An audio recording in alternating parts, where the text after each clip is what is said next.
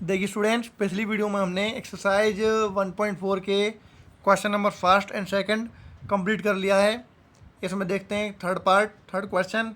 The following real numbers have decimal expansion as given below. In each case decide whether they are rational or not. Or not से मतलब है irrational. If they are rational and of the form of p upon q, और p बटे q के रूप में है। What can you say about the prime factor of Q. तो प्राइम फैक्टर ऑफ क्यू के बारे में आप क्या कहेंगे? तो इसके बारे में पहले बता चुका हूँ। जब कोई रेशनल नंबर होता है तो वो पी बटे क्यू के रूप में होता है, और जो क्यू होता है वो उसके प्राइम फैक्टर कैसे होंगे?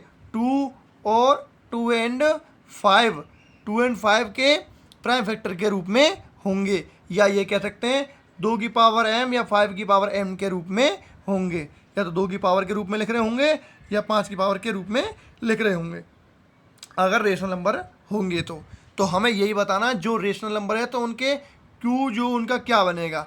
तो सीधा है 2 की पावर m और 5 की पावर n के रूप में बनेगा, या 2 और 5 उसके फैक्टर होंगे। देखिए अब क्वेश्चन को, पहला पार्ट दिया हुआ है 43.123456789, ये आपका पहला पार्ट है। दूसरा पार्ट है 0.120120012001240 डॉट डॉट डॉट, ठीक है। और जो तीसरा पार्ट है 43.123456789, और उसके ऊपर चढ़ा हुआ है बार। तीसरे पार्ट में बार है और पहले पार्ट में बार नहीं है, दोनों ही एक बिल्कुल सेम क्वेश्चन है, लेकिन तीसरे वाले में बार चढ़ा हुआ है और पहले वाले में नहीं है। ठीक, अब देखिए 3 पार्ट में से हमें बताना है कौन सा टर्मिनेटिंग है और कौन सा नहीं है, और टर्मिनेटिंग है तो क्यू क्या बनेगा उसका। तो पहला पार्ट मैंने ले लिया यहाँ पे सॉल्यूशन में 43.129, यहाँ पर आपकी डिजिट दिए रखी हैं, तो ये क्या होगा? Is terminating. कैसा है ये?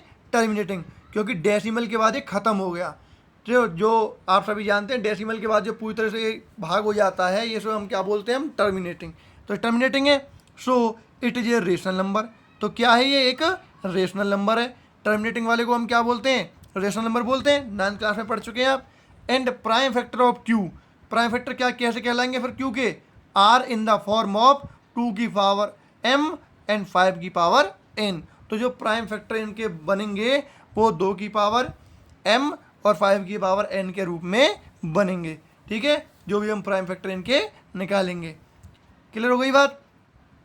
आप चाहें तो डेसिमल हटाकर भी करके दे सकते हो। भाई ये लिख रहा है 1 2 3 4 5 6 7 8 9, और अब इनके हम डेसिमल हटाएंगे तो कितनी आ जाएगी? 1 के पीछे कितनी जीरो आ जाएगी?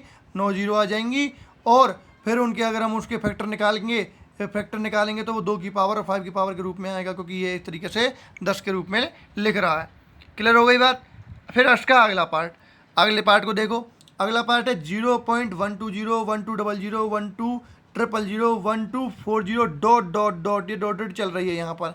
इसका मतलब आप समझ रहे होंगे, it is non terminating non repeating.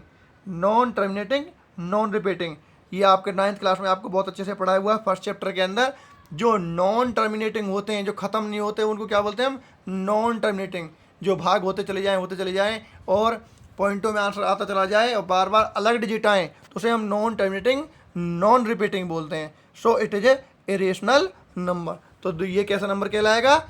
Irrational number कहलाएगा। और इरेशनल है तो उसके क्यू के बारे में हम कुछ कहेंगे ही नहीं, प्राइम फैक्टर के बारे में कुछ नहीं कहेंगे। फिर अगला पार्ट है हमारा थर्ड पार्ट में दे रखा है 43.129, और उसके ऊपर लग रहा है बार। तो बार का क्या मतलब है? ये डिजिट बार बार रिपीट हो रही हैं। क्या मतलब?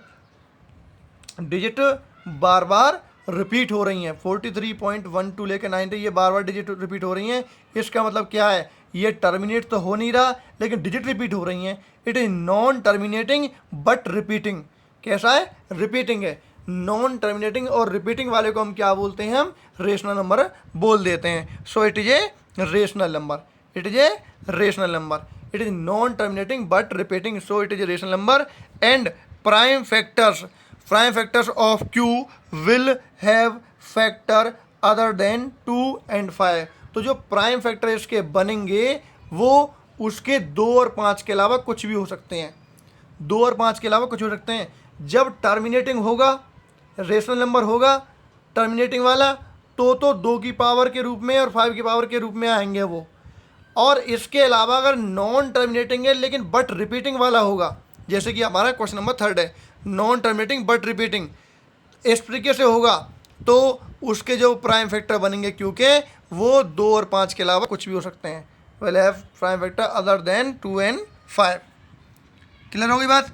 इस प्रकार ये क्वेश्चन नंबर 3 आपका कंप्लीट हो जाता है और आपकी एक्सरसाइज फिनिश हो जाती है। फर्स्ट चैप्टर आपका कंप्लीटेड है।